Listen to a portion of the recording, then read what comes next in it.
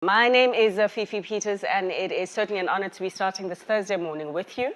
Also the last day of the month of October as the MC of this year's post-budget event hosted by RMB in partnership with the Sunday Times. Minister Godongwana, sir, also Commissioner Kieswetter, respective senior officials in the National Treasury. Thank you so much for honoring the invite also to be with us this morning. We do appreciate that yesterday was a very long day for you and that the nights in the lead up to the release of the blueprint of the financial health, essentially, of South Africa's economy have involved a lot of sleepless nights, so we thank you. But sir, as you said, right now we need to be building on, can you hear me correctly? As you said in your speech yesterday, so we need to build on the positive momentum underpinning the South African economy. Since yourselves and your colleagues formed the Government of National Unity in June, and since the colleagues over at Eskom have kept the lights on in the economy for the past 7 months.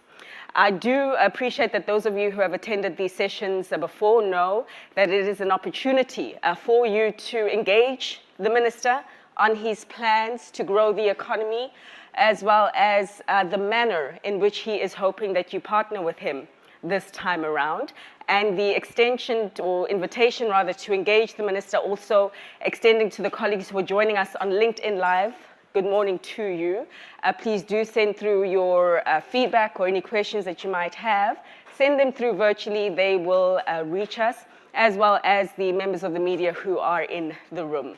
With those few words, I would like to welcome on stage our first speaker for today, who will give us the official welcome, representing the host, of course, the main host of today's event, Rand Merchant Bank. That is the Chief Economist of the bank, Mr. Isaah Mhlanga. Isaah, over to you, sir.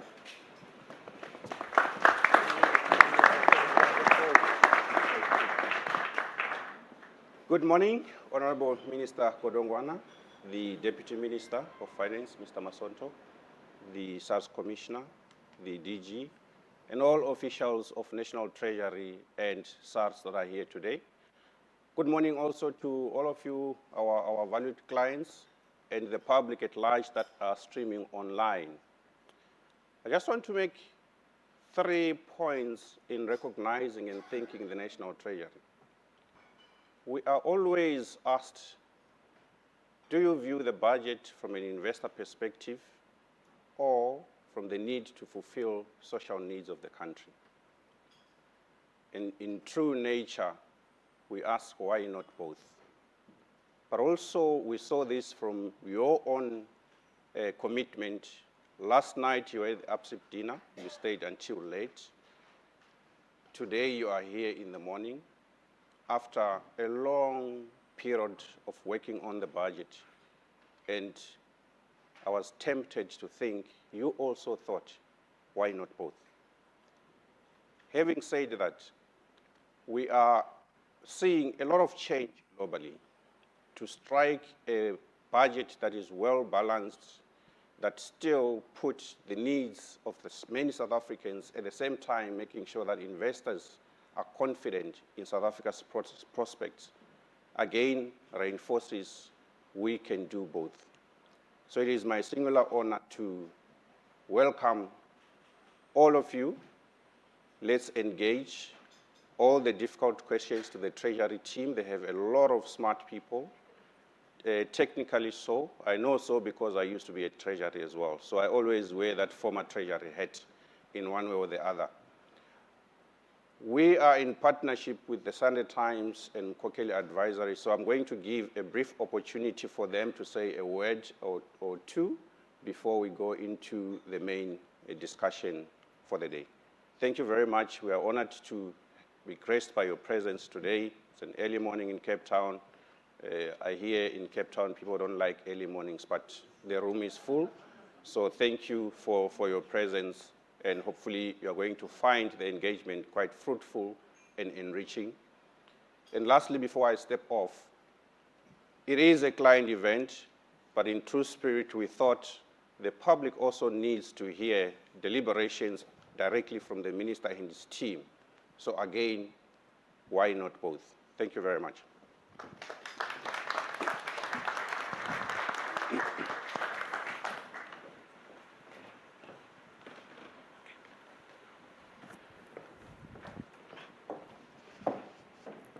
Okay, as Isaah did mention, this is an event in which we do have two hosts, and representing the Sunday Times, I would like to welcome on stage the Managing Director of the Arena Group, in which the Sunday Times does fall under, Mr. Lyndon Barons, to build on the welcome remark. Thank you, sir.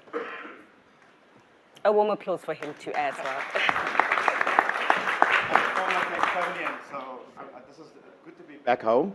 Good morning, everybody. Good morning, Minister, Deputy Minister, Commissioner, the DGs and Treasurers, and everybody that's working within the department. It's really an honor for us to be part of something like this. In actual fact, tomorrow, the 1st of November, will be 5 years since we as a new group have been in control of Sunday Times, Business Day, Financial Mail, and we have TV and radio and film. And so it's a great time for us to be part of it. And it was interesting when we chose the name Arena, right? It is like a stadium, an amphitheater, a village square, a town square, if you can imagine, because it's always open to scrutiny. It's about truth and honesty. It's about people watching what you are doing within that amphitheater or within that environment. But it's also being able to bring diverse people and thinking together. So when we constructed the name Arena, it was with that in mind that we really connect everyone and we engage.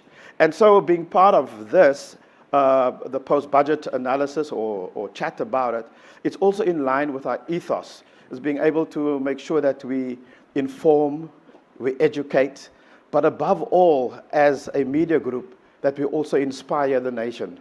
And so the Sunday Times really is the paper for the people. And we said that all our platforms must be platforms of hope.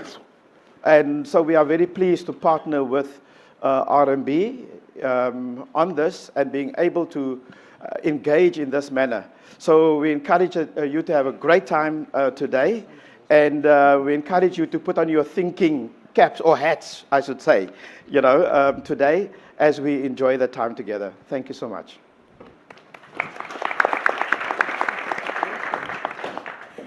I'm hearing a few snooze alarms or alarm clocks or whatnot that are going off right now. Kindly just make sure that you've got your phones on silent. Do use them, though, just to engage even to your community on social media, your various platform of choice. As I did say, that this is live on LinkedIn, and so feel free also to tell a couple of stories there as well. And now we are going to hear from, as I did tease, that Mkhokheli Advisory also part of the hosting today, and we'll hear from an individual whose Sunday column you don't want to be in for the wrong reasons. He's a writer who certainly doesn't hold back any punches or mince his words. Minister, good luck. We'll see what happens on Sunday. But I'd just like to welcome on stage Mr. Sam Mkhokheli just to share a few words as well.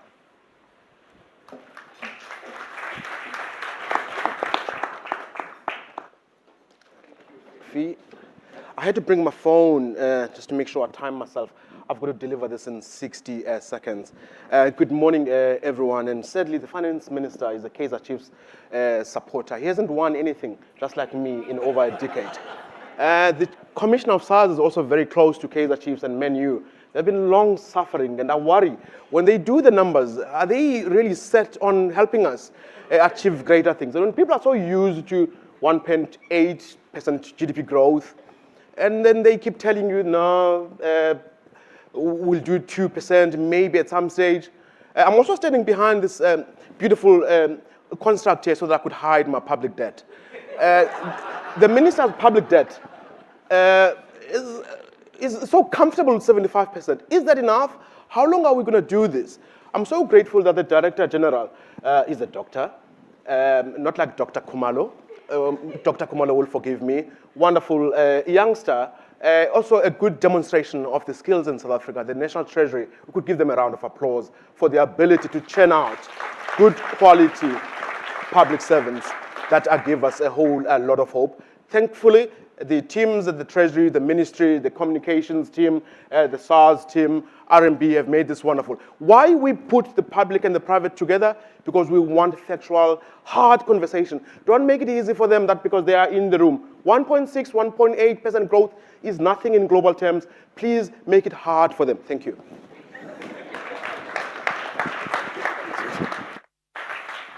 So I thought he'd wait until Sunday to tell his brutal truth, but yeah, as I said, clearly not one to mince his words. I think you were a little bit harsh there, withstanding the environment in which we're in. Some of the colleagues whose commentary I've had the pleasure to read in the past 24 hours say that it is commendable within the constructs, but of course it's far from the the latest target that the administration, I think it's President Ramaphosa, delivered in terms of a 3% target or so for growth in the medium term. So, quite a lot of work to deliver there. But as I said, I have had the pleasure of reading some of the commentary that some colleagues in this room, physically as well as those virtually, have written in the wake of your budget. And as you know, it goes... the media industry goes out and consults various experts in the field just to rate the minister's budget. The lowest score I saw, sir, I gave you a 5 out of 10. That was a score that was concerned around fiscal slippage. The highest score that I did see rating the minister's midterm budget was 8 out of 10. And that was a score that just reflected on the positivity and the encouragement of the fact that you're using the additional money to plow into infrastructure to push the economy forward. So I did my maths with my very limited capabilities, and I think that's around an average of 6.75, sir, which means you passed. But the road ahead is a difficult one because the sixth administration is wanting you to achieve 3.3%. And so perhaps an invitation to reflect on maybe some of the things that you didn't get to say in the budget as you did deliver to the public yesterday, but maybe a more intimate and nuanced message for your respective colleagues in the private sector whom you have asked to partner with you in taking South Africa forward. So, ladies and gentlemen, could I kindly ask that we give a very, very warm welcome to the Finance Minister of South Africa, Minister Enoch Godongwana.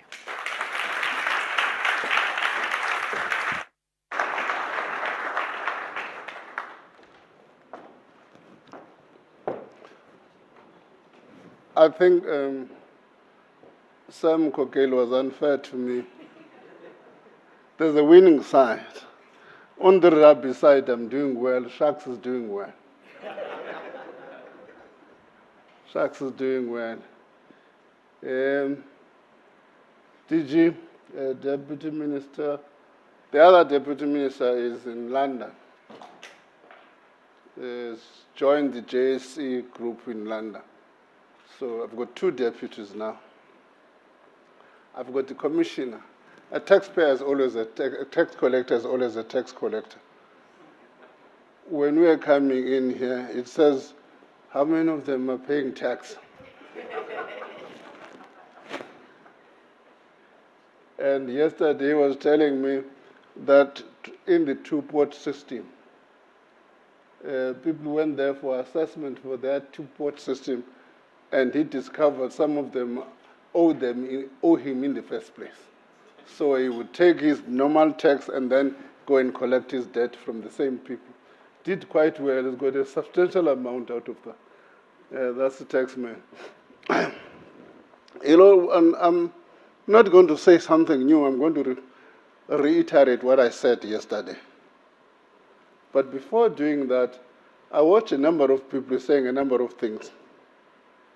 Some of them have said, I've not said anything about unemployment in a country which has got unemployment. I've not said anything about poverty. And somebody said, hey, this man, one of them said, probably not talking about the country I'm living in. Somebody said, what about debt? The IMF said they must put a debt ceiling of 77%. I said, no, people are missing my story. They're missing my story. My story is simply this. South Africa has a growth problem. if you've got a growing economy, you will solve the problem of unemployment, you will solve the problem of poverty. So South Africa has got a growth problem. If you have got a growing economy, you will solve the problem of debt. There's nothing about debt. The debt is not about its size. It's the capacity of the economy to service that debt. If you are trying to say South Africa must sit at 7%, most of the other countries, particularly in the developing world, are more than 100% debt to GDP. And nobody worries about that. Why? Because those economies have the capacity to service the debt. So, what was my message? That's what I'm trying to say, which people are missing. My message was that South Africans, we've got a growth problem. We've got to refocus on growth. And I was answering somebody this morning in television interview. All of these things has got to be done by government. I said, no. No, if you look at the 16 million people employed in South Africa, government also employed about 1.2 million. The rest is the private sector. So what can the government contribute to this growth challenge? That's my message. How does government contribute to this growth problem? We've got a growth problem for more than a decade. We've been stagnant. So we've got to mobilize South Africans to think differently, that to solve most of the problems we're talking about, we've got to grow the economy. Whether it's unemployment, whether it's poverty, whether it's debt, we've got to grow the economy. That's my story, which I want to repeat today to clarify it.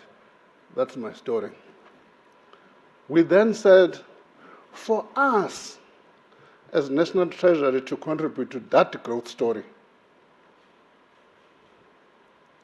for us to contribute to that growth story, we've got 4 pillars. That's our contribution. It's not the end. Other people will do other things. The first one is to create a conducive environment via macroeconomic stability. That's what we said.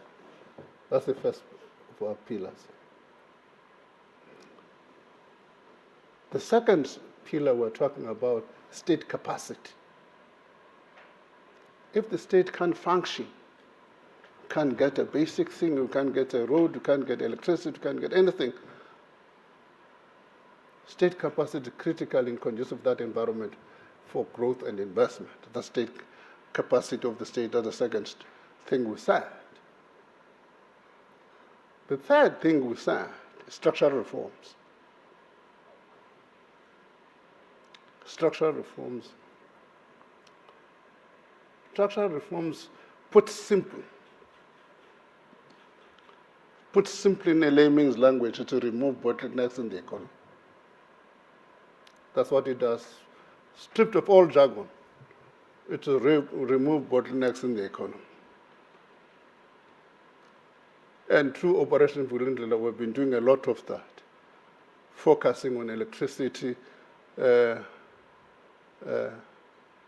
focusing on logistics. And some people are asking me about Transnet. I said, we can't follow Eskom as we deal with Transnet. Eskom is a bad template to follow. Why do I say so? We focused on fixing Eskom than fixing power to the grid. Those are two different things. We spent almost 16 years trying to fix Eskom than fix power to the grid. That's a bad template. In the case of Transnet, we're saying we're going to do two things. We're going to fix Transnet, but we're going to fix the logistics system as a whole. What does that mean? What that means is that we've got to get, rather than be held in ransom by Transnet, to get other operators to provide the same logistic thing. And somebody was saying, are you privatizing? I said, no, I'm not privatizing. I'm doing a simple thing. I'm introducing competition into the sector than having a monopoly logistics sector. The whole range of these examples, we can cite them, of these structural reforms. Our last pillar is a shifting composition of expenditure. Shifting composition of expenditure from consumption to capital investment. Under difficult circumstances, because in an environment with a lot of unemployment, poverty, and so on, people tend to say we focus on one aspect of this, but on redistribution. I remember after the unbanning of the ANC, before we went into government, there was a whole range of debate, growth through redistribution, growth with redistribution, a debate full of people involved debating all these concepts. As if you can do redistribution without growth, you can't. We've been focusing on redistribution, which has consumed more resources than is necessary. We've got to grow the economy, otherwise we're going to run out of resources to redistribute. So shift that composition of expenditure towards investment in capital. That's our story. That's our story. That I want to re-emphasize here. But that macroeconomic stability presupposes that while we are growing this economy, we've got to contain our debt service cost.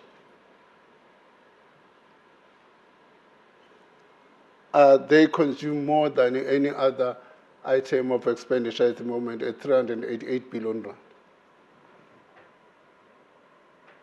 We've got to manage that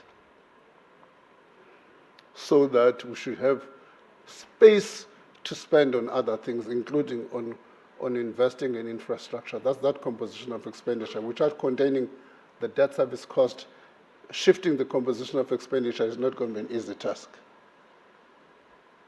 That's my story, Fifi. Can I sit down? Would you like to? That's my story, which we're trying to communicate yesterday. You can't deal with unemployment, you can't deal with poverty, you can't deal with any of these things if you're not, you can't deal with that because the economy is not growing. So that's the story we need to build. That's the story how to work together to deal with those issues. That's largely the message we're communicating yesterday. The rest of the staff, whether it's local government, whether it's anything else, are part of this bigger story of growth. Thank you.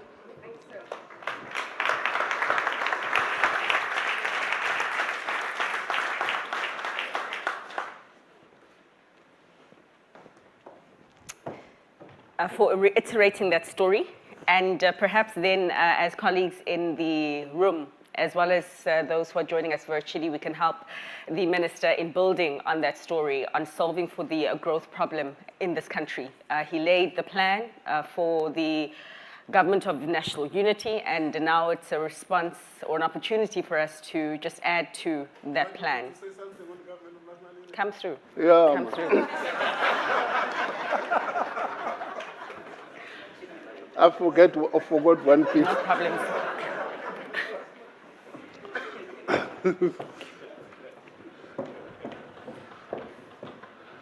A number of people were asking the question, was it that easy to do a budget in the context of the government of national unity? That was the easiest thing to do. There are other difficulties in the government of national unity, where there's NHI, where there's local government, where there's localization, all of those things. The easiest thing to do was the budget.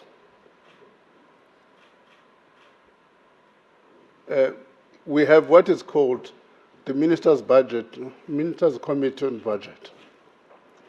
And the three major parties are represented there in that committee. Not a single dissenting voice, because we're agreed on the strategic thrust of fiscal consolidation, all of us. We may disagree on the pace of that fiscal consolidation, but we're agreed. But why government of national unity, not a grand coalition? When we were discussing as ANC trying to form a government, we went to all parties with no exception, without exception. The EFF said, form a grand coalition with us. As we don't want the DA, we don't want the FFF plus. The DA said, form a grand coalition with us. We don't want the EFF in the and MK. Went to the MK said, form with us. We don't want any of these people, maybe the EFF, but without Cyril. That was also and their other condition, without Cyril. It's a bad ex-CEO. That's the language they used. But the government of national unity is more important than a grand coalition. Because if you look at in the run-up to the elections, our society was fractured along racial, class, all these cleavages. You needed to build a unity of peoples. That was the focus the ANC had in mind with the government of national unity. And I think we have achieved that. The positive sentiment that has come out as a result of the government of national unity is quite impressive. It's quite impressive. And forget about the newspaper party. We're working very well. We're working very well. Forget about the newspaper clippings and so on. We do irritate each other here and there. There will always be that irritation because we're not coming from the same stable. But it does not mean that on substantive issues, we're not on the same page. That's what has been encouraging in the government of national unity. I think despite what analysts say, Mhlanga, this thing is going to last for the next 5 years. Mark my words. It's going to carry on until, because at least those that are in cabinet, of course, our parties outside are an irritation for both of us. But inside those of us in government, there's a commitment to make this thing work and deliver. So in that sense, the government of national unity is working, is fine. On the budget side, there's a unity of purpose. On fiscal consolidation and so on, we may disagree on minor detail, how fast do we do it, and so on. But we're on the same page. Thank you.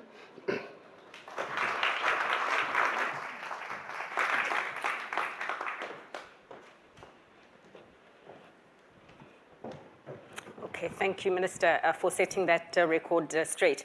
So as I said, Sam, they said, where's Sam? They said that we must forget about what you guys write. Lyndon, sorry, we must forget about you.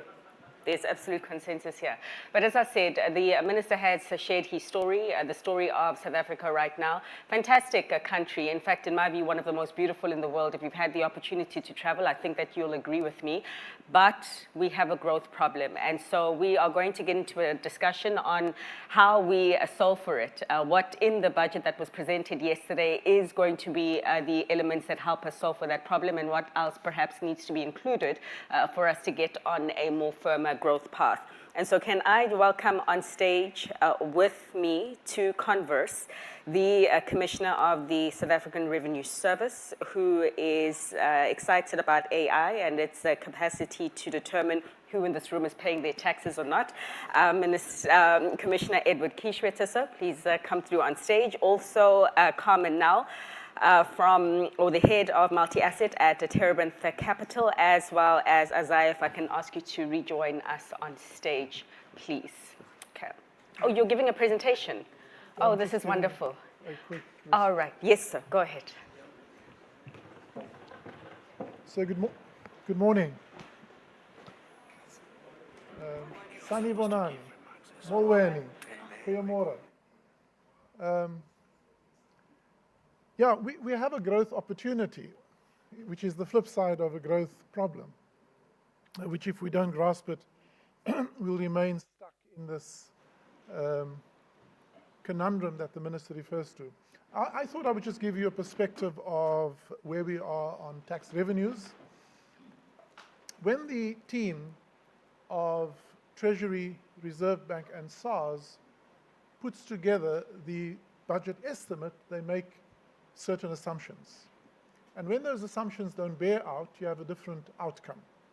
So what were some of the key assumptions? One key assumption was that the wage bill would grow at about 8.4% year on year. And what we see in reality is the wage bill for the fiscal year has only grown by 5.4%. And if your wage bill doesn't grow, your taxes on individuals don't grow, and which accounts for the under-recovery of personal taxes. We made an assumption that fuel levy would grow. Fuel levy can only grow if three things happen: if you increase the rate, if you increase the volume, and if you increase the price. The Minister fixed the price to alleviate some stress in the economy. Volumes, good news and bad news, actually went down by about 11% of consumption. The good news is that Eskom is producing more reliably. A lot of replacement rooftop, a lot of people switch from diesel and petrol to rooftop solar to supplement energy. So consumption is down about 1.3 million litres. The price is largely the same and the rate is the same, so hence the huge reduction in fuel levies. And the third big shift in the assumption was we penciled in at the time of the budget that trade imports would increase at 1.9%, and actually year to date it has declined by 3.7%, so more than 5 percentage point swing, and therefore we see a significant reduction in import VAT, as well as a significant reduction in customs duties. Those are some of the three big reasons why the revenue is down. What are some of the flip sides of that on the revenue? We didn't see the gross fixed capital formation as much as we also thought at the time of the budget. It's down by also about 5 percentage points. But what we are surprisingly seeing, and so large businesses are not reporting better provisional taxes than what we had envisaged. They are remaining true to what we thought. The mining sector struggling, financial sector slightly up. But what is a surprise upward trend, and I think the electricity security has something to do with it, is a more positive mood in corporate income taxes in the medium and smaller businesses. Although we have some compliance challenges there, provisional taxes were up in that sector, and that added about 8.8 billion. And then, of course, the second half of the year, the teams projected in some contribution from the two-pot retirement system. What I can share with you is, as of this morning, we have just crossed the 1.7 million applicants, just a few bob short of 30 billion that will be withdrawn by South Africans. That should be good because it will bring some effervescence in the economy, provided spend the money wisely and pay their VAT on the money they spend. And then, of course, that will also mean we are now approaching about 7.5 billion of taxes that we will collect from the reduction of tax on the amounts withdrawn. And as the Minister said, Minister, the amount of debt we should be getting is now standing at about 750 million rand, that 750 billion rand that we will be getting from that. Sorry, 750 million rand that we will get from that. So what the Minister and the Treasury team penciled in yesterday means that what we will replace by a little bit better performing domestic VAT, provisional tax for medium and small companies, and the contribution from the two-pot system will not be enough to replace the losses in individual taxes, in trade taxes, and in fuel levy. So that gives you a little bit of a reason why the revenue is what it is. What we are also finding is that we've actually resolved more of our cases to collect outstanding debt. Last year, you will recall, for the entire year, we resolved about 2.1 million cases of outstanding debt. This year, for the first 6 months, we've actually already resolved 1.7 million cases of outstanding debt. The difference is that we have found a threefold increase in taxpayers who are not disputing their debt, but are simply saying to us, we can't pay you, and we found a threefold increase in requests for repayment arrangements, debt deferments, which the law allows us to do, as well as suspension of debt has gone up also 2.5 times. Interestingly, many taxpayers will apply for a suspension of debt, and you do that when you enter into dispute, and some taxpayers do that just as a delaying tactic, not necessarily because they dispute the outcome, they just buy themselves more time. And what that also reflects is the hardship that many South Africans are facing. So we find the debt book growing, not necessarily because people dispute their debt, but because they just don't have the ability to pay.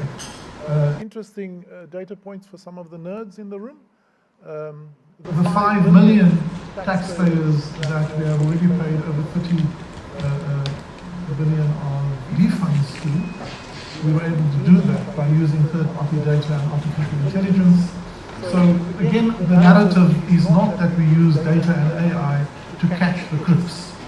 We actually use it more to service taxpayers. So you would not be able to issue 5 million assessments if you did not have data and AI. Of the 5 million that we issued, we had a 98% acceptance rate.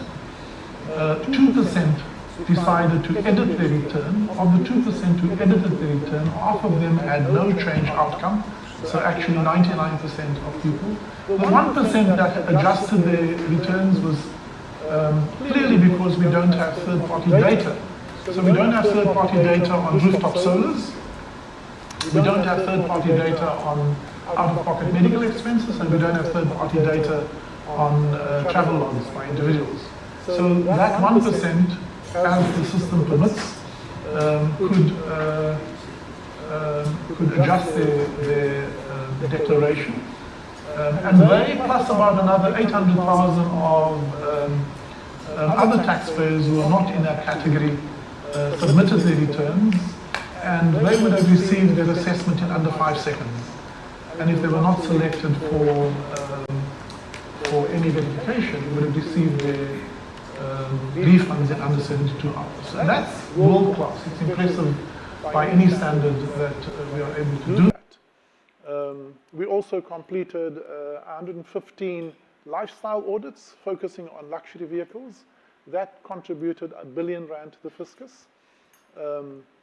And 45 cases that were flagged by the FIC through reportable arrangements contributed about another 1.4 billion rand.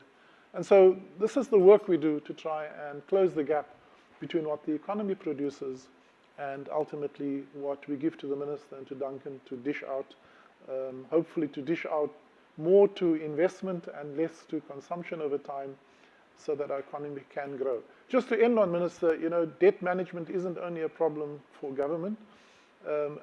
I'll just share, a company that both Isaah and myself worked for when I joined. We used to make. No, you don't. We used to make R1 billion profit a year, and we used the R1 billion just to service the debt, not to pay off the debt, just to service the debt. So we had no money to invest for 5 years until we listed the company. We had no money to invest, so government has the same problem. In private sector, they just call it private equity. and in government, you have the same problem. So just to make you feel a little bit better about struggling with paying debt. Thank you.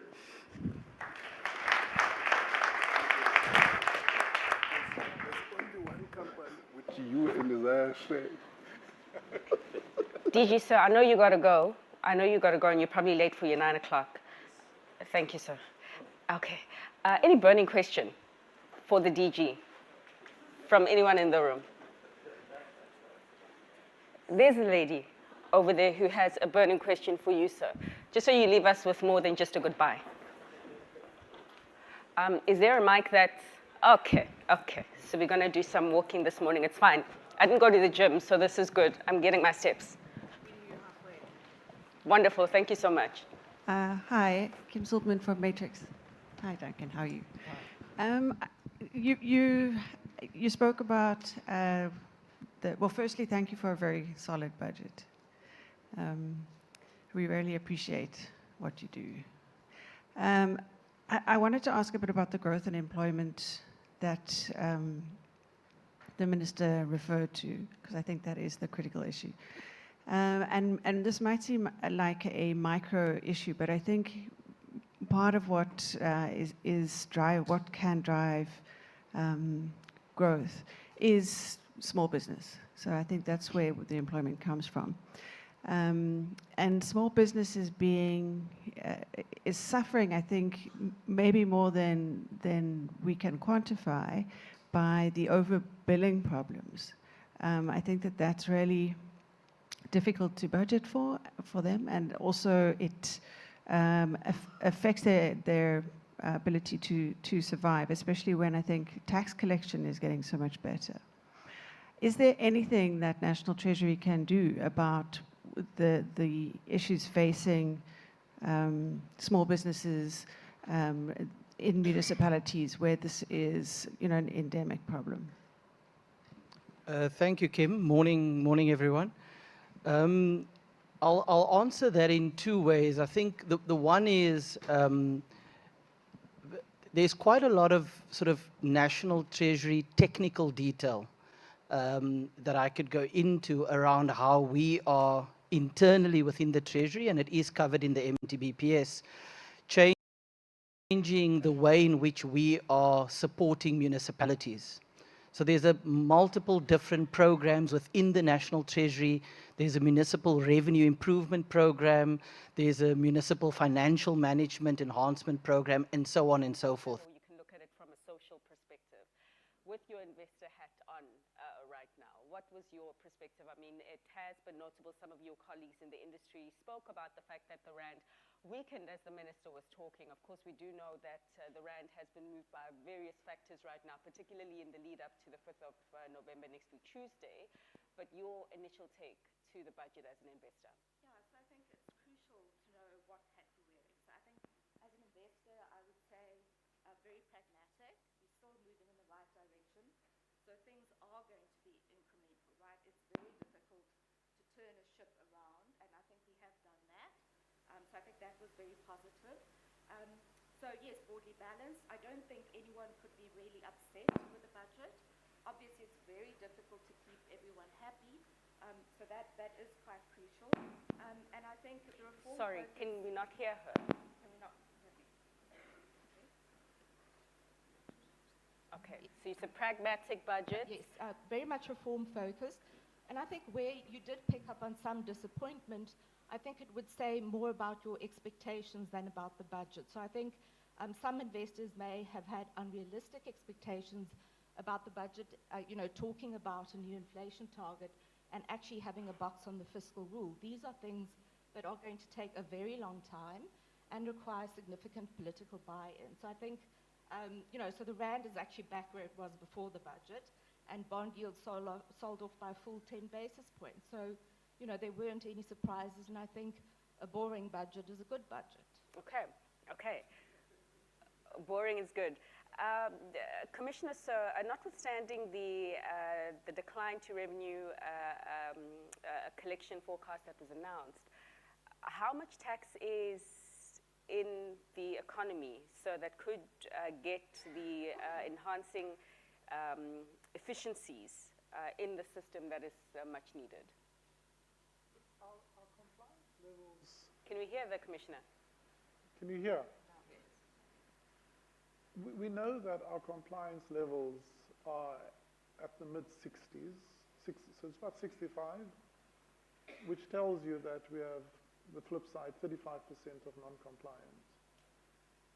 That's derived from what we know, right? In other words, what we have on our register, 65% of them, or either what we know on our register or know who ought to be registered, about 65% of them are compliant. So we know that there is revenue from the known universe that we are not collecting. We have a growing debt book, which is also revenue that belongs to the fiscus that's not collected. And we have about 54 million outstanding returns, and we attach a value to an outstanding return. Generally, people don't file because there's money. If they thought they had a refund due, they would file. So we know that there's easily over 300 billion in the economy of the known universe. Then through various studies, the Davis Tax Commission, our own modeling, come up adjusted for current values, also over 300 billion from the tax gap. And so we do know, and we have this discussion with the Minister, that there's a huge tax gap that represents opportunity landscape for SARS that would improve. And now you can't just go out and enforce, because that's transactional and people will game the system. So it is about strengthening the entire system. And by the system, I don't just mean SARS, I mean society. The contract between society and the state is important to improve the culture of compliance. We've seen a significant increase in 2019. Trust in the system in SARS was 48%. Earlier this year, that trust had gone up to 75%. That's very positive. Attitude towards compliance, as measured through an independent survey, went up from 66% to 77.5%. So that's positive. But we still have a lot to do to improve the social cohesion, the social contract between government and the state, which will then reflect. The big concern, by the way, that I have, shared by my colleagues, my peers in the FTA, is the two biggest concerns from a core business perspective is growing debt. Around the world, tax administrations are struggling to recover debt, and a proliferation of tax and financial crime, which invariably is cross-border. So it's more than just a single administration, generally syndicated crime, multi-jurisdictional, and we struggle with that. And so those are the challenges that we all face. Okay. So we know that there's opportunity, which will require a continued investment in society as well as in the administration. Okay.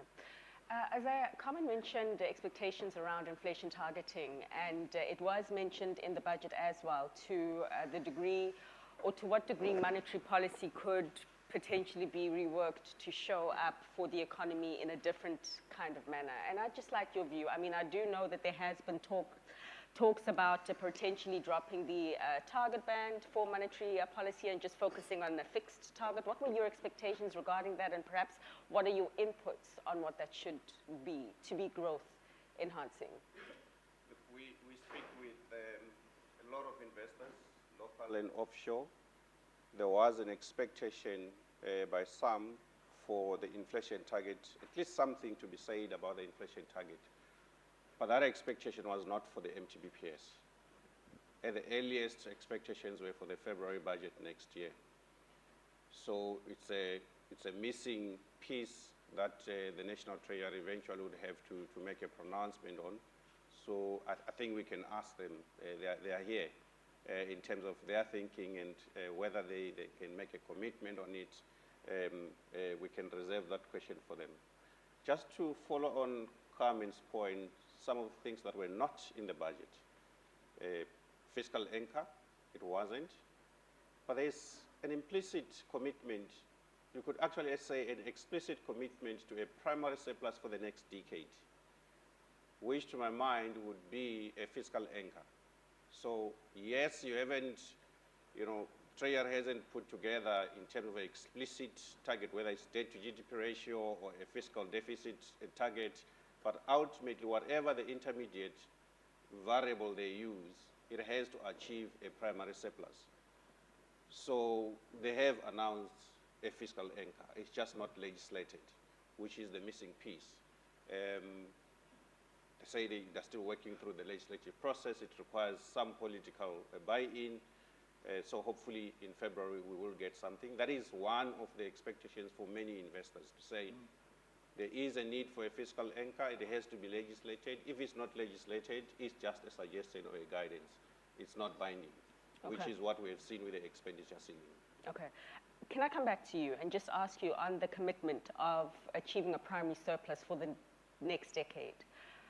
A lot of questions around whether that commitment is a realistic and achievable one. In your view, Isaah, what say you? It's a difficult one. It's the first time that we achieve a primary surplus in 15 years. So to say we are going to achieve it consecutively for the next 10 years, it's a difficult sell. There has to be enough evidence that says we have changed in terms of the way that we conduct our fiscal management that can guarantee that primary surplus. So until we can demonstrate, it's difficult to actually believe it's achievable on the basis of the history that we have seen for the past 15 years. Okay. So maybe the Treasury colleagues can give us some pointers to say where should we look for us to say we can believe this 10-year primary surplus consecutively. What should we look for? Okay. So 2 questions there for the Treasury, and I do see the Deputy Finance Minister jotting them down, so we look hopefully forward to hearing what his response is. Carmen, perhaps to you to build on that, and also just to give us your view on the credit standing of the budget. A number of your colleagues have been talking about what the credit rating implications potentially could be of what the midterm budget was, or what the midterm budget presented yesterday. Your take on what you are expecting from the ratings agencies? Yes, so in terms of the credit rating agencies, there are roughly 4 things I think that are crucial. So if you build a credit rating model, the one is actually GDP per capita, so that's where the reform comes in, so I think that's a tick. The other one is the rate of change in the debt ratio. So there's substantial improvement, particularly if we are able to stabilize debt over the next 5 years. Then there's revenue, interest payments to revenue. That is also expected to stabilize.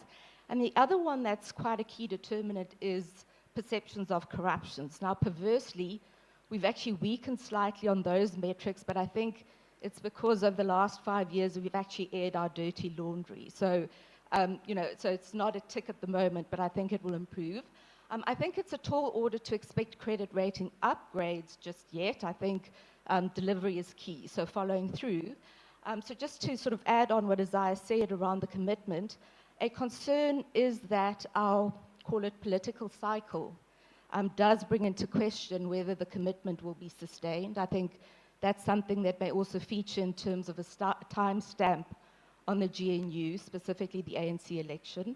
What do you mean by political cycle? I think the finance minister said that the GNU was here for 5 years. Yes, well, it could be, assuming the correct faction wins in 2027. What I mean by the political cycle is we've got national government elections, and then 2 years later, local government elections.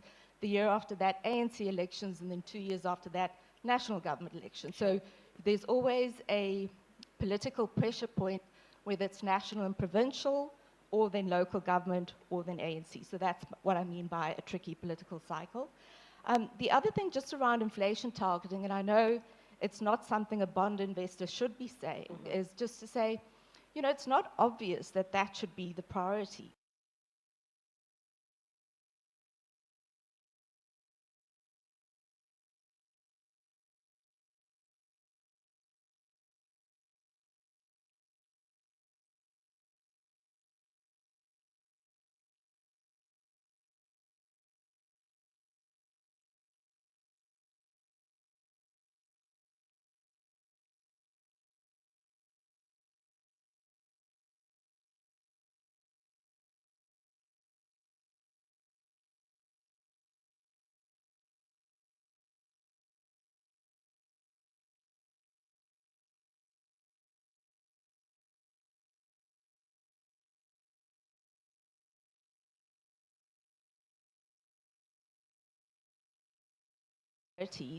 than trying to get to 3% over a very short period of time.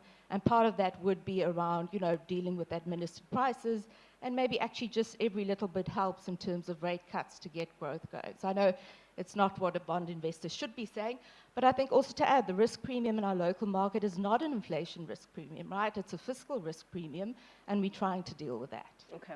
Okay. Maybe I can add on the rating, potential rating responses. Before COVID, you would have expected a potential downgrade by another notch. Post-COVID, we see growth picks up. There are a lot of reforms that are done, a rebuilding of institutions, and that institutional pillar have improved. So in addition to Carmen's points, as far as growth and other fiscal matrices, they're relatively okay. And then we see an improvement in the institutional pillar, which means it's a sensible view to no longer expect a credit rating downgrade going forward, which is what we have done. We're no longer expecting a credit rating downgrade because the institutional pillar has improved while all the other macro variables have stabilized. Okay. And upgrades? Sorry? Upgrades? Too soon. We require growth for upgrades, and Treasury's forecasts are quite conservative, less than 2% over the medium term. You'd even venture to say the growth forecasts are not bold enough in the sense that, yes, we're saying we're doing all the economic reforms, but there is a recognition that those economic reforms are not big enough to push us to a 2.5 to 3% economic growth. So one other question that we could pose would be, what are the things that we need to do so that we can start talking about a 3% economic growth in our forecasts that are not yet reflected? Because you don't see any other forecaster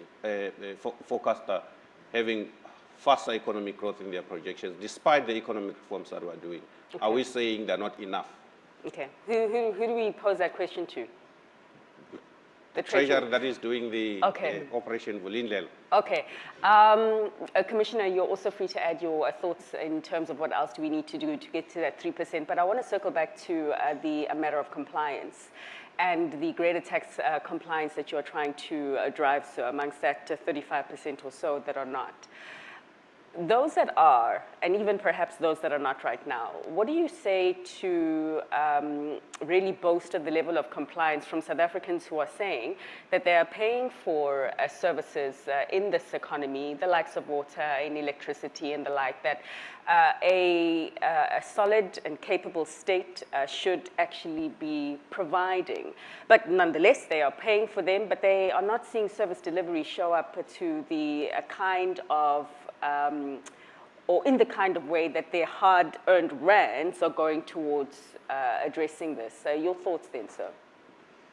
Look, I mean, I have a very, very steadfast view that even those in society, and I often hear, people talk about a tax revolt or withholding our taxes. And whenever I hear that, the face behind that is a privileged face. It's someone who has employment, someone who has the means, someone who has financial security, or at least largely so. We have to accept that we live in a significantly unequal society. Despite everything over the last 30 years, we have not substantively delivered on the promise of our Constitution. The stubborn trilogy of unemployment, poverty, and inequality has remained. And so wealthy people can insure themselves against pandemics. They can insure themselves against natural disasters. They can buy supplementary medical, supplementary education, and other needs that government does not provide at the same level that they expect it. Poor people can't.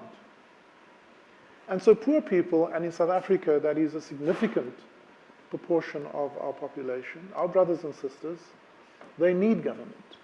And so if you think you're withholding your taxes because you want to hurt government, you're actually hurting the poor people. You're hurting the very people who have nowhere else to go. So I am a strong advocate for tax morality, for living up to the spirit of the law, and to accept that those of us who have privilege have an obligation to share what we have with those who don't.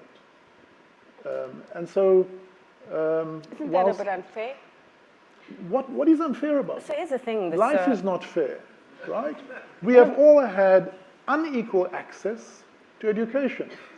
Some of us grew up in townships with education levels that weren't adequate. So life is not fair, it never is. But I think as a society, we have to build a greater sense of solidarity, a greater sense of social cohesion, because we often have a short-term view that seeks to protect our narrow interest, rather than taking a broader view and say if we want all of us to be better, then we have to share what we have. And I know it sounds almost spiritual or evangelical, but it's the truth, right? If we don't begin to take care of each other, then we will have to build higher walls, more gated communities, more private security. Whereas if we share what we have, and taxation is a blunt way of sharing, but it's the only way that we have at the moment. Sure.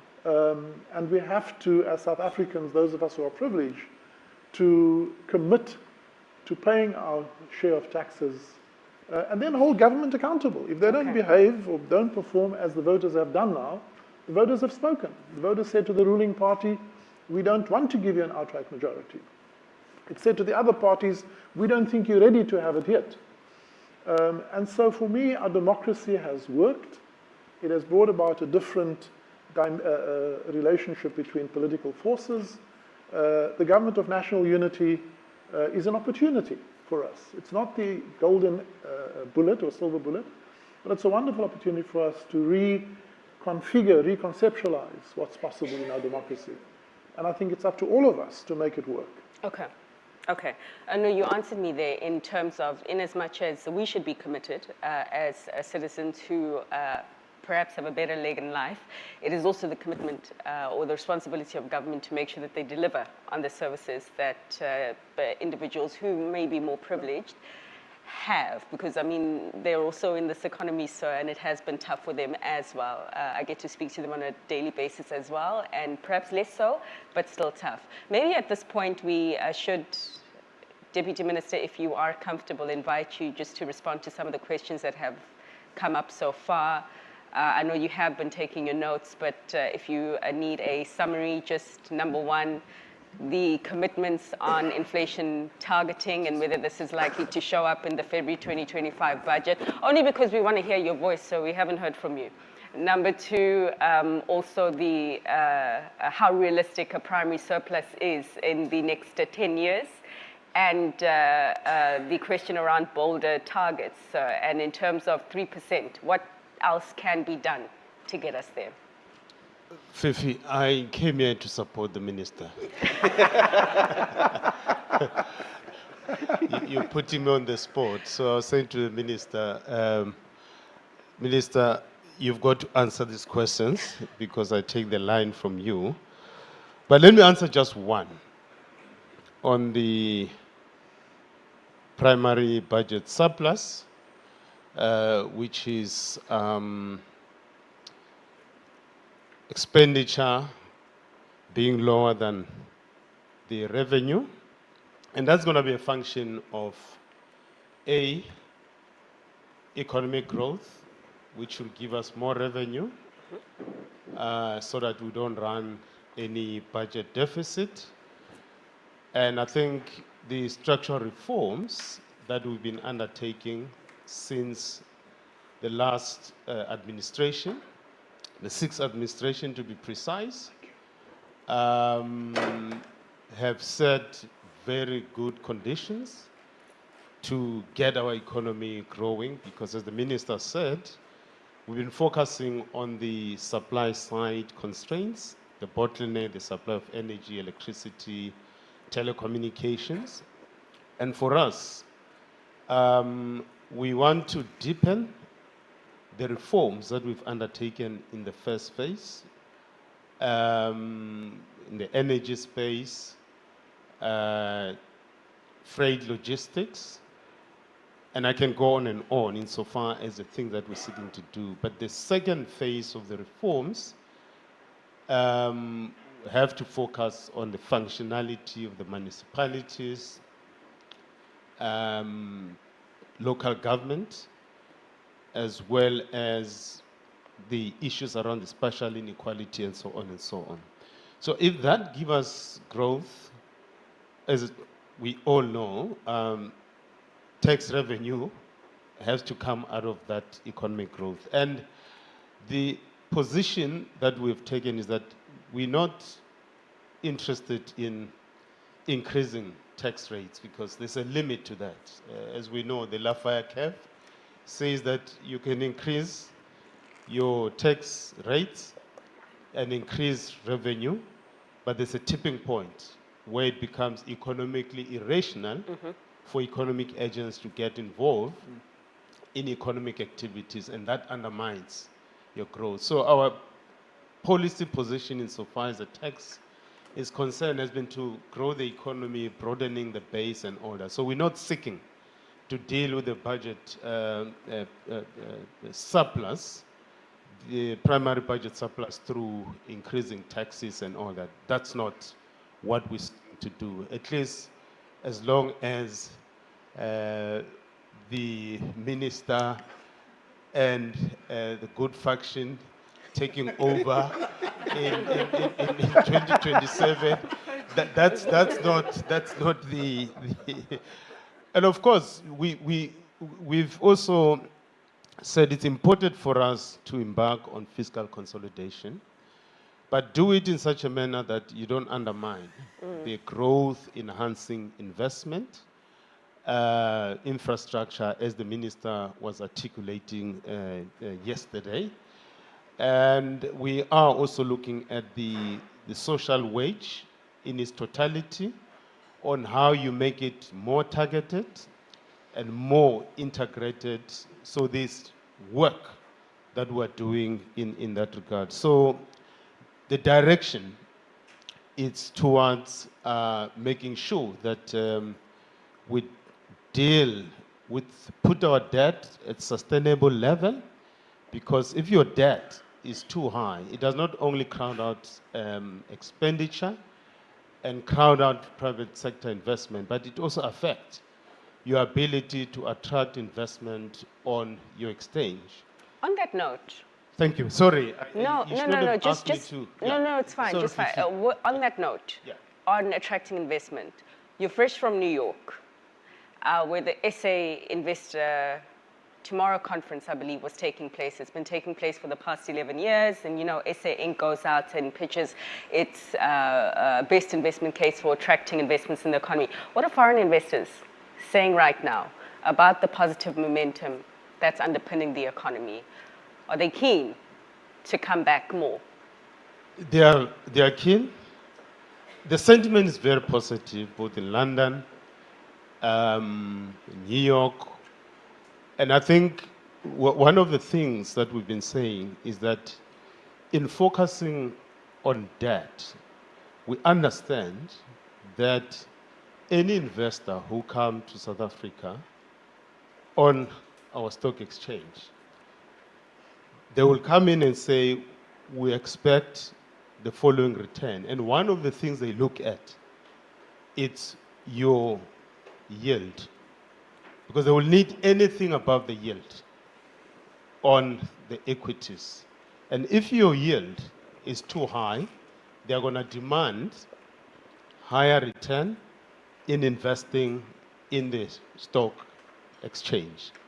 And therefore, getting our debt to the sustainable level to reduce the sovereign risk premium, it's what they are looking at, it's what they are interested in. Okay. So it is in the interest of economic growth that we look at our debt levels, and as the minister said,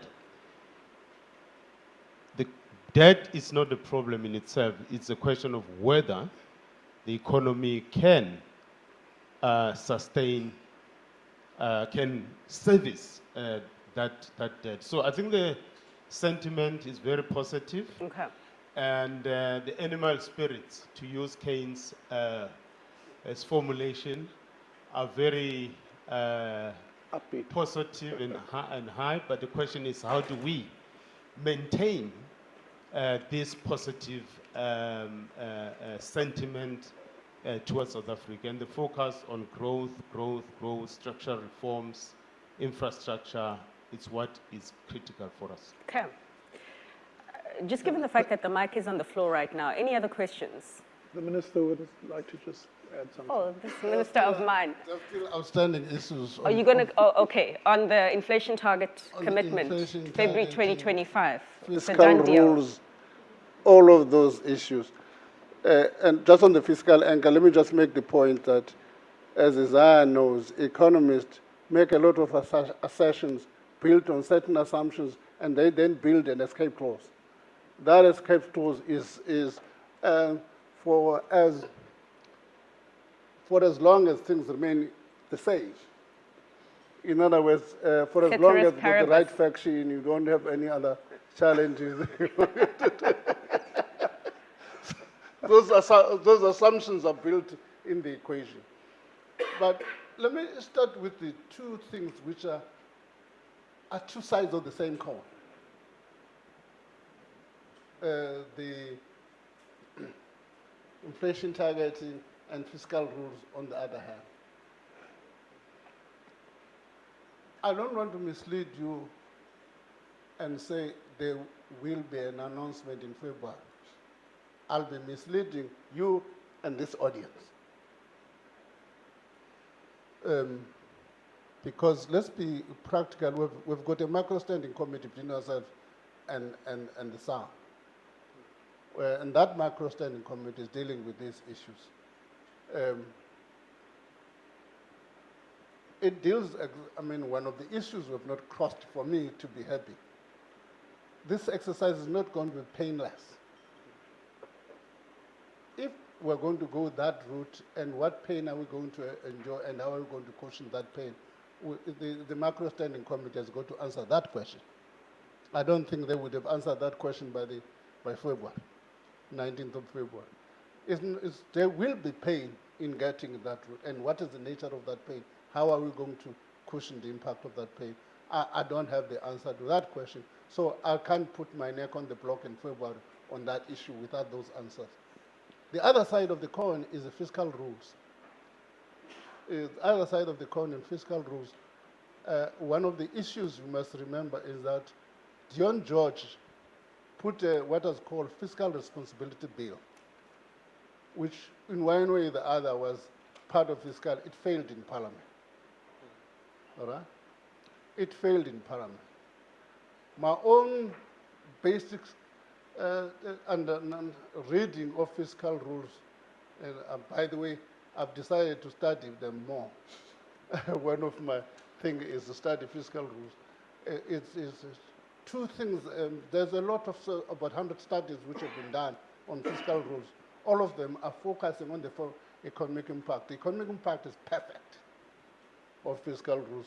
What the studies that have not been done is impact on inequality,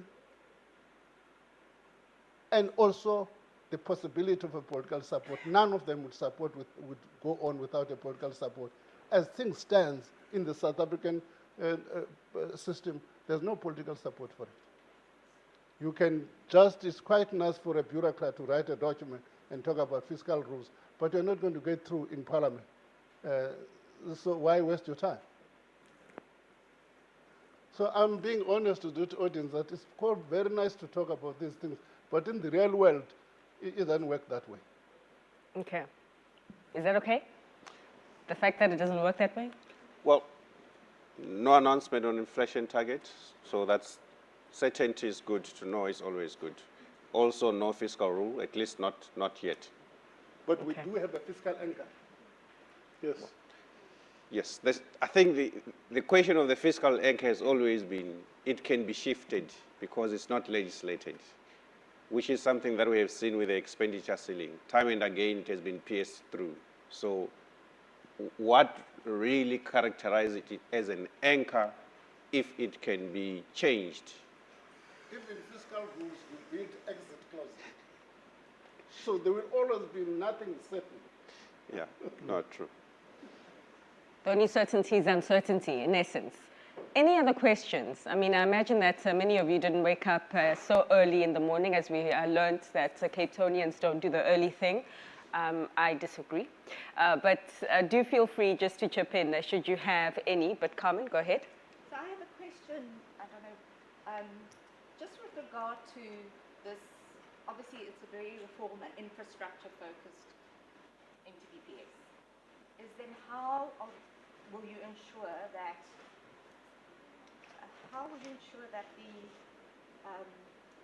the infrastructure side is clearly carved out or delineated from the rest? So interestingly, to talk about fiscal rules, for much of the 1900s, which I know sounds very long ago, the SA government or finance minister in some form ran a sort of a dual budget framework where they had the current budget and the CapEx budget, and they were delineated. And I know we do publish the table separately, but current expenditure was funded out of revenue and CapEx was funded out of borrowing, which makes complete sense. So would we ever get back to that? So in other words, where you don't, you're not borrowing 10, 20 years in terms of loans you take on to effectively pay salaries every month.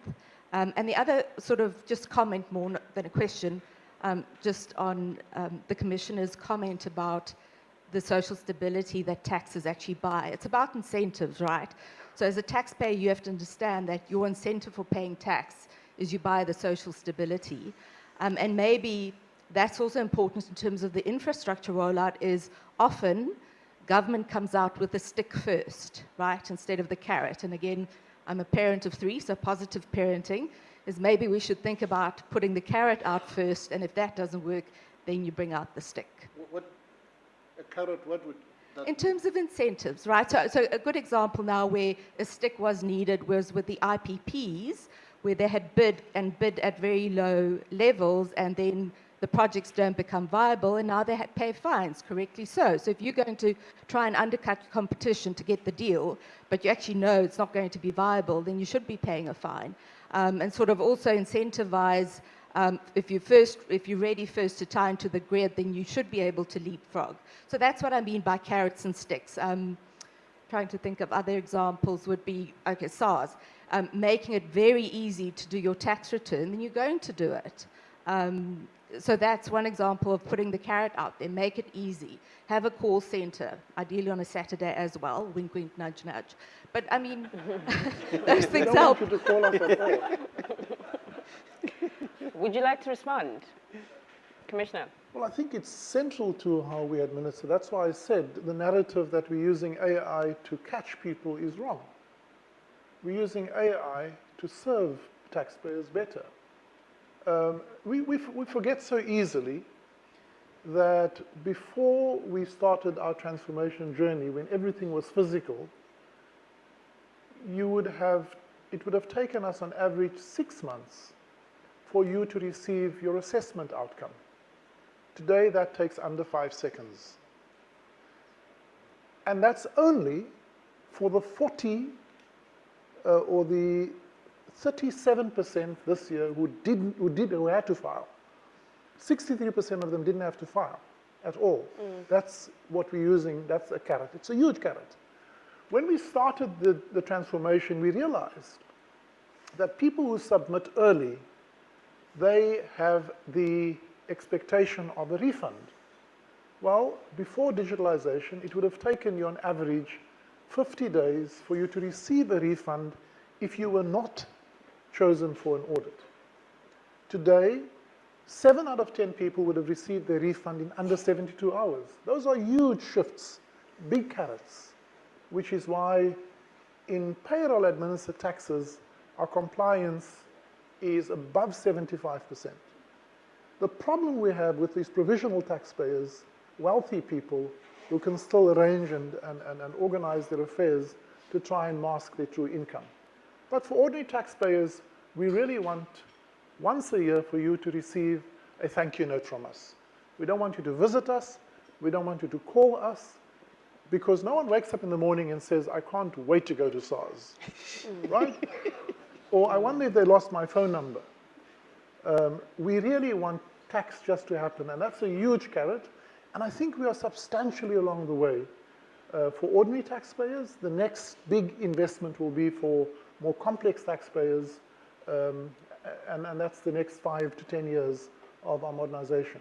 Okay. Perhaps, would you want to? Okay. On Okay. the- No, who's on on that the question of- carrots? Carrots, And the more incentive. carrots. No, But no, I think, and maybe we should take you on your on what kind of carrots incentive. We would like to offer incentive if were possible. But your broader question was, what is, in terms of the structure of the budget process, how are we going to fund this infrastructure? I think we closer to what you call a dual process.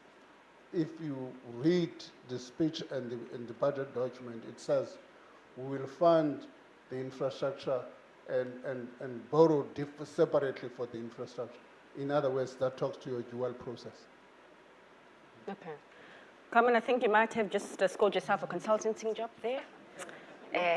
Charge adequately. She might have scored herself a consultancy job with you on pay And tax possibly charge. Deputy Governor of the Reserve Bank. I was saying to Sure, sir. I was saying to the minister, can you hear me?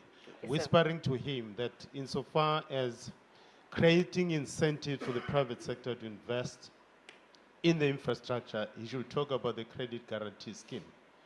Because that's a structure to de-risk infrastructure investment by the private sector by way of saying, okay, go and invest in this transmission. In an unlikely event, you're going to have liquidity challenges or termination challenges. This credit guarantee scheme guarantees that your returns will be realized.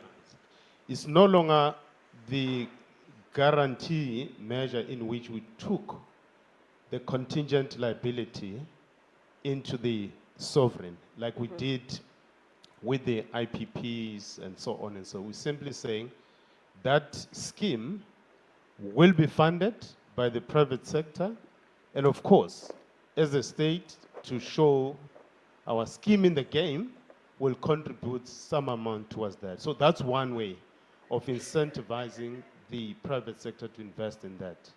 The same thing, if it's successful, our intention is to take it to infrastructure for rail, water, and so on and so on. And there are incentive schemes that we're also creating for the trade, the metro trading services, the municipalities, and the speech goes at length, and the book itself around what kind of incentives we're creating to get the private sector to invest in infrastructure. Okay. So colleagues, we have got around 10 minutes left for the session, and just one last invitation to, okay, there's a hand there, to express any questions or comments that you might have. Yes, sir. Testing. Thank you. Yeah, I just want to say thank you for the opportunity to ask the question. And Minister, thank you very much for the speech. I really agree South Africa has a growth problem. And my question is pertaining to the infrastructure, specifically digital infrastructure, both for you, Minister, and the Commissioner. One, what is being done from a digital infrastructure perspective? What is the plan to digitize, you know, all the government institutions? And two, the Intellectual Property Commissioner, regarding the AI platforms, how does the young people of South Africa get involved in developing that IP? Thank you. Thank you, my brother. By those shades, I can see that you are an individual of the future. Thank you so much. Can we just have your name and tax number, please?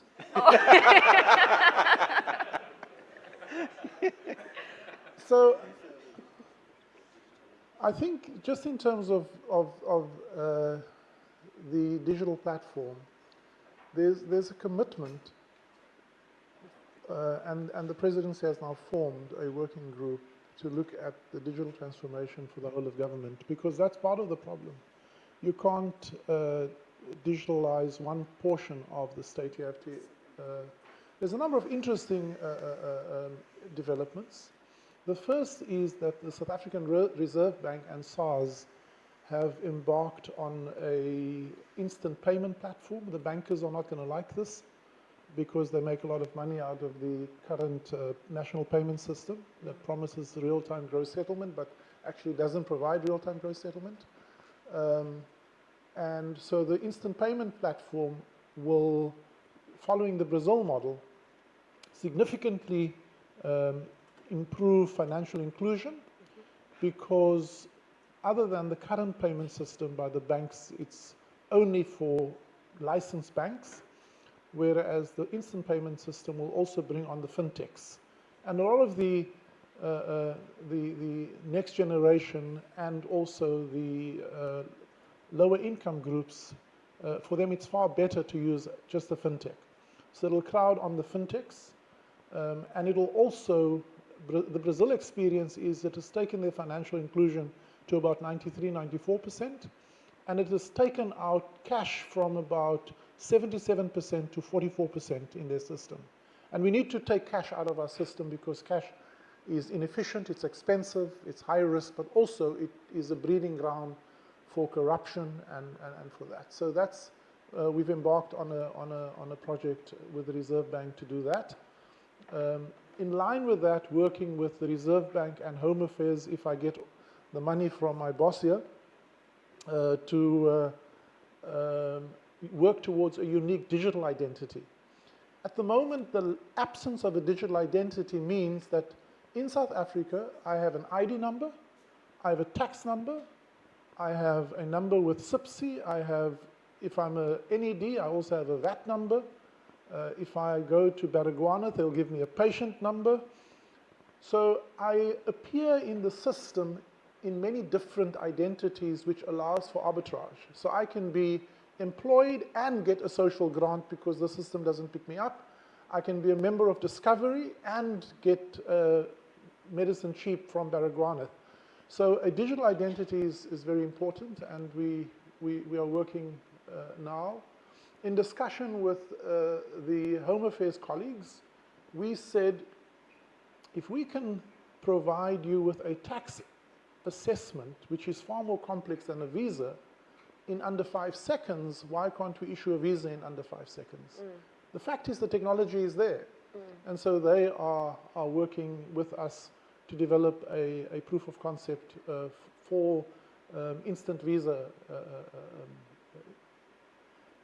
But more of that has to happen across the whole of government. And that's the commitment by government. And again, it's the difference between formulating an intent and a policy and execution is hard and requires resources. Okay, okay. Commissioner, please, sir, don't ask people their tax numbers. They're not going to ask questions. It's making my Actually, job that very was a joke. I already have his tax number. Minister or Deputy Minister, just maybe a follow-up on the gentleman's question around digital infrastructure and perhaps maybe more details on the rollout there. Yeah, two points there. One is, okay, the Operation Vulindlela Phase 2, we'll be focusing on that. On the how you digitize the government services. Because the best way of providing services is also through digitization. So there will be work, a lot of work that we'll be doing in that regard. On the digital infrastructure, broadly to connect communities, SMMEs, and so on, you've got the company called the Broadband Infrastructure Company. It's a government-owned entity, but like many SOEs, its balance sheet is constrained, and through Operation Vulindlela, we're thinking about, okay, how do you bring incentives for the private sector to participate in helping us with the infrastructure, fiber, and so on and so on.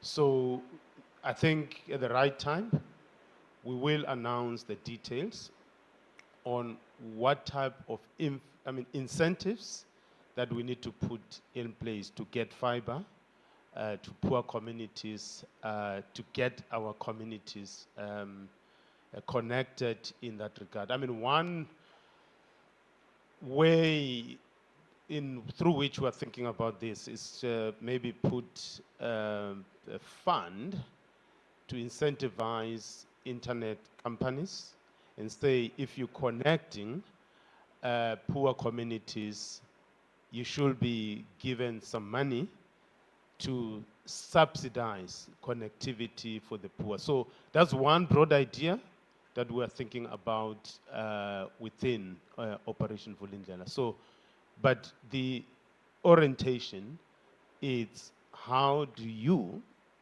incentivize the private sector to get into this kind of infrastructure? And I'm sure at the right time, we'll announce the details when we are ready insofar as this digital infrastructure is concerned. Okay, okay. There's I'm an not seeing interesting, any other hands. You know, Okay. when the Deputy Minister spoke now, there's an interesting, and you raised the issue of incentive. By the way, I believe the best incentive is a proper business case. But there was an interesting, when I was a young power station manager, and Eskom needed to electrify, many countries have reached high levels of electrification but low levels of consumption because poor people couldn't afford it. And so what Eskom did in the late 90s, early 2000s was, because you needed at least a 50 units per month consumption to make the investment worthwhile. So Eskom actually gave kettles and single plate burners and basic irons to people in the townships when they electrified, and so consumption went up. It's a simple way of incentivizing. So similarly, what we need to do, besides educating people to use digital infrastructure, is, I mean, mobile companies do that. They give you the phone because they know the real money is in the data that you buy. Sure. So I think we must be creative in how we, because ultimately it's not just about the hard infrastructure, it's about building a digital culture. Sure.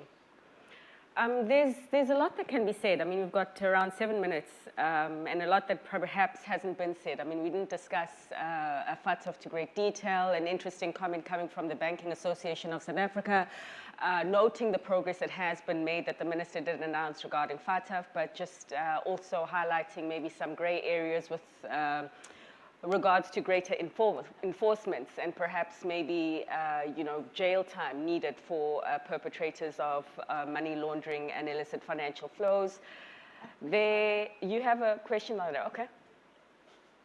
I have a question just with regard to, again, how we think about, we obviously have to adhere to, the anti-money laundering and terrorist financing. So that's not the question. The question is more the unintended consequences of adhering to this type of international legislation. I mean, there was an article in the Business Day, I think on Monday, which cited that, FICA requirements make it difficult to increase financial inclusion. So it's not obvious that with the fintechs that changes, because you'd still be required to have an address. And then around the question of SMMEs is, the cost of compliance with a lot of regulation, does make it difficult. I mean, I was at an IFA conference, and if you're a one-man shop, just the amount of compliance you as a single person have to ensure you comply with, the number of things, it's increased significantly. And FATF, the grey listing, has contributed to it. So, I mean, so how do we strike that balance around not becoming a gangster state? And we risk, if you read about the construction mafias and the water mafias, we risk so very much a dual economy, one that follows all the global rules and another one that's sort of underground, is balancing that to get the inequality down by actually lifting poor people up and not making rich people poorer, if that makes sense. To both the Finance Minister, Deputy Minister, as well as the Commissioner. Sure. Do you want me to? Yeah. I think, first of all, I want to just debunk the issue about you need an address. In the old days, you needed to be home to get a phone call. Now you can get a phone call anywhere because of mobility. Similarly, we think that the digital identity is what anchors you, not a physical address, because you can have multiple addresses, you can still arbitrage the system. So I think for us, a huge an issue to address is digital identity rather than a physical address. Obviously, we would love to see, I mean, this year to date, we have resolved 27 complex syndicated cases already and added 7 billion of additional revenue to the fiscus. A lot of that we then rely on the Hawks and the NPA to bring those cases to trial. And while the minister, both ministers are here, one of the things that I think we let ourselves down with is this thing called an APP and how we incentivize KPIs for departments. Let me give you a very practical example. If the NPA is incentivized for the number of successful cases they prosecute, there's a perverse incentive for them to take simpler cases and not complex cases, right? Because for them to, we say we have a 95% success rate for cases we hand over to the NPA. But a significant portion of those cases are outstanding return cases, not complex crime cases. So we need to look at how we incentivize performance. Often the departments act as narrow silos rather than having an overarching performance indicator that enjoins us to the same higher goal rather than our narrow goals. Okay. So that's part of the ways of how we have to recalibrate the performance of the government to achieve a higher level of prosecution, in addition to building the capacity that's required. Okay, so it does sound like you have got potential solutions there for the challenge. Yes, sir. We must accept that the question asked by Carmen is complex. Okay. Because I was saying here, structural reforms is about making sure that we do business, we make your business simply making business. But at the same time, global rules require us to make it not simple.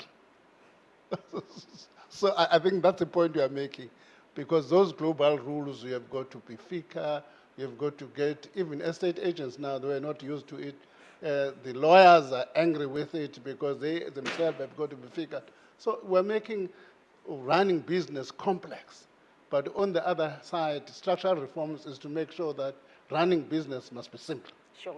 It's not an easy thing, but I accept what the Commissioner is saying, but there's an added dimension which this thing, what is talking about, it adds complexity to the system.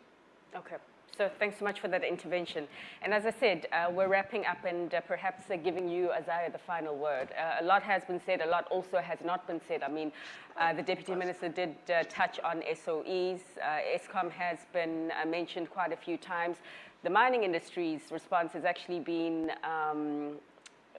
while the infrastructure plans and what this could potentially mean for logistics are quite welcomed, while the fact that there were no bailouts this time around for the likes of Transnet is positive, but there is a concern as to whether Transnet needs a little bit more help in its recovery plan. I mean, that's something that is out there. But Isaah, as you wrap this thing up for us, I also want you to talk about the tailwind that could potentially come for South Africa as hosts of the G20, with the major economies set to descend on this country, and how we can best position ourselves in that opportunity to perhaps help achieve the 3% growth targets that some envision.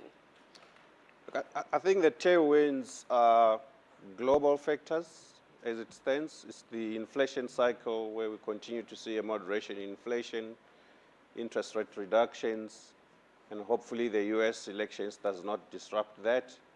It sets a good backdrop for all these structural reforms to add into that positivity that we've seen. And to the Deputy Finance Minister's point, we spoke with 15, 20 offshore investors. None of them was negative on SA. But it seems as if they're still waiting for US elections before they can participate in a meaningful way. So let's just hope the US elections do not disrupt. That said, I think we have to be bold in terms of the reforms that we need. 2% is not just good enough.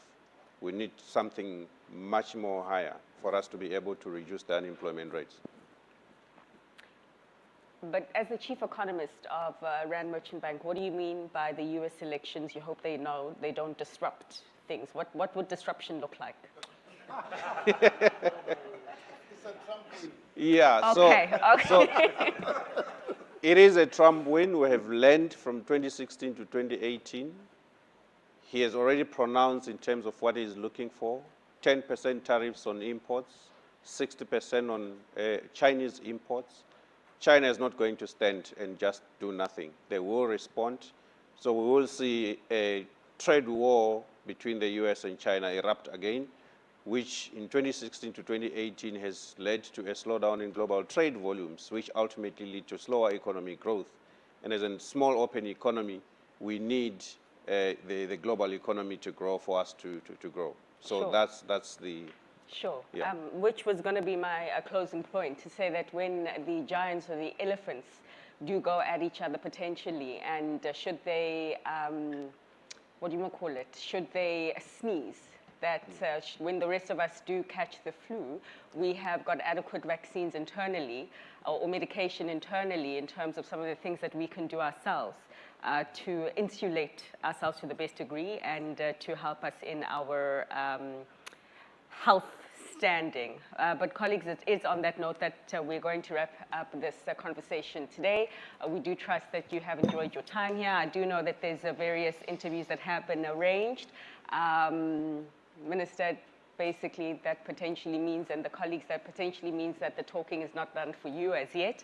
But for the rest of you, thanks so much for your time, and till we meet again. Goodbye.